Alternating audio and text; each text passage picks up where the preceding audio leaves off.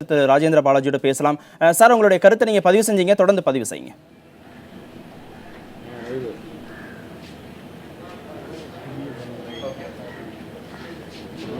கட்சியினுடைய ஒட்டுமொத்த ஆதரவு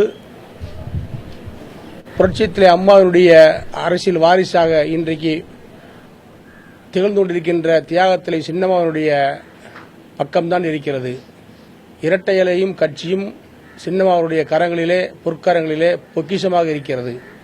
ஆகவே அனைத்து அண்ணா திராவிட முன்னேற்ற கழகத்துடைய 1.5 கோடி தொண்டர்களும் அவர் அம்மா சின்னம்மா அவர்கள் பின்னால் தான் இருப்பார்கள்.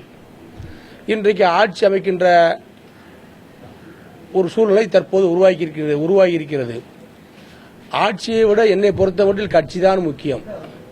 கட்சி இருந்தால்தான் பேஸ் மட்டம் சரியாக இருந்தால்தான் பில்டிங் சரியாக இருக்க முடியும். ஆகவே கட்சியினுடைய அமைப்பு சரியாக இருந்தால்தான் பில்டிங் ஆட்சி அமைக்க முடியும். இப்போது கட்சியினுடைய அமைப்பை சரி செய்து விட்டார்கள். அடுத்த கட்டமாக ஆட்சியை சரி செய்வதற்கான வேலைகள் நடைபெற்று கவர்னர் ஆட்சி அமைப்பதற்கு மாலை அழைத்திருக்கின்றார். செல்வதற்கான பணிகளை சட்டமன்ற உறுப்பினர்களாகி 124 பேர்களாக நாங்கள் அத்தனை பேரும் பேசிக் கொண்டிருக்கிறோம். 3 மணிக்கு ராகு காலம் முடிந்தவுடன் நாங்கள் அத்தனை பேரும் கிளம்பி விடுவோம். கவர்னர் மாலையை நோக்கி கிளம்பி விடுவோம். நல்ல திட்டங்களை அம்மா நடத்தி வந்தார், திட்டங்களை தீட்டி வந்தார். அந்த திட்டங்கள் எல்லாம் சிறப்பாக நடைபெறும். அருமையான எடப்பாடி பழனிசாமி அவர்கள் எளியவர், எளிமையானவர், நல்லவர், பண்பாளர். இது அத்தனை பேருக்கும் தெரியும். மாற்று முகாமில் இருப்பவர்கள் கூட தெரியும். ஆக அங்கே இருப்பவர்களை நான் குறை சொல்லவில்லை, அவர்களுக்கும் தெரியும் நல்லவர் என்று. ஆக அத்தனை பேருமே அங்கே இருப்பவர்கள் கூட இணைவார்கள். எல்லோரும் இணைந்து அம்மாவுடைய ஆட்சியை அமைக்க வேண்டும். அம்மாவுடைய ஆட்சி பின்னடை போட வேண்டும். மீண்டும் இருக்கின்ற இந்த ஆட்சி 4 ஆண்டு காலம் தொடர வேண்டும். அதற்கு பின்னாலும் திமுகவுக்கு வழிவிடாமல் அதிமுக ஆட்சி, புரட்சித் தலைவர் ஆட்சி, புரட்சித் தலைவர் அம்மாவுடைய பொற்கால ஆட்சி, தியாக தலைவி சின்னம்மாவுடைய வழிகாட்டுதலை நடைபெற வேண்டும் என்பதுதான் எங்களது எண்ணம். அது நடக்கப் போவது என்பது உண்மை. கட்சியும் ஆட்சியும் ஒரு குடும்பத்தின் பிடியில் போவதை தடுக்க வேண்டும் அப்படின்னு தமிழக முதலமைச்சர் ஓ பன்னீர்செல்வம் சற்று முன்பாக செய்தியாளர் சந்திப்பில் சொல்றாரு. தர்ம யுத்தம் தொடரும் அப்படின்னு அவர் சொல்றாரு. அதை எப்படி பாக்குறீங்க?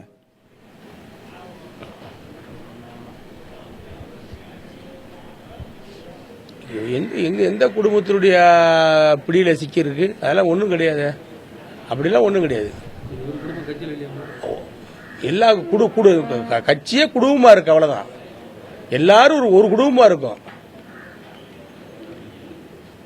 தற்போதுதான் டிடிவி தினகரனுக்கு துணை பொதுச் செயலாளர் பதவி வழங்கப்பட்டது.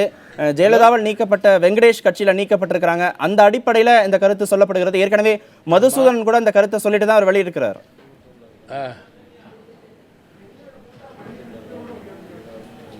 இல்ல, அது வந்து ஆத்திரத்தில் சில கருத்துக்களை சொல்றாங்க. டிடிவி தினகரன் சார் 10 வருஷம் பாராளுமன்ற உறுப்பினர் இருந்தவர், ராஜ்யசபா எம்பியா, மக்களவை எம்பியா இருந்தவர். அம்மாவுடைய புரட்சித்தலை அம்மா பேரவை செயலாளர் தமிழ்நாடு முழுக்க அவர் கால்படாத இடமே இல்லை. எல்லா ஊருக்கு வந்திருக்காரு, எல்லா மாவட்டத்துக்கு வந்திருக்காரு, எல்லா நகரத்துக்கு வந்திருக்காரு, எல்லா ஊரும் எங்க ஊர் சிவகாசியிலே பேசியிருக்காரு. அதனால அவர் கட்சிக்கு புதியவர் கிடையாது. தர்ம யுத்தம் தொடரும், பொருளாதார தொடரும் பன்னீர்செல்வம் சொல்லியிருக்கிறார். கழகத்தில் பல்வேறு பதவிகளை வகித்தவர். தர்ம யுத்தம் தொடரும் அப்படின்னு பன்னீர்செல்வம் சொல்லியிருக்கிறார். அது காலம்தான் உணர்த்தும். அதான் சொல்றேன் சார், காலம்தான் அவர்களுக்கு பதில் சொல்லும். இணைப்பில் உங்களுடைய கருத்துக்களை பதிவு செய்ததுக்கு மிக்க நன்றி.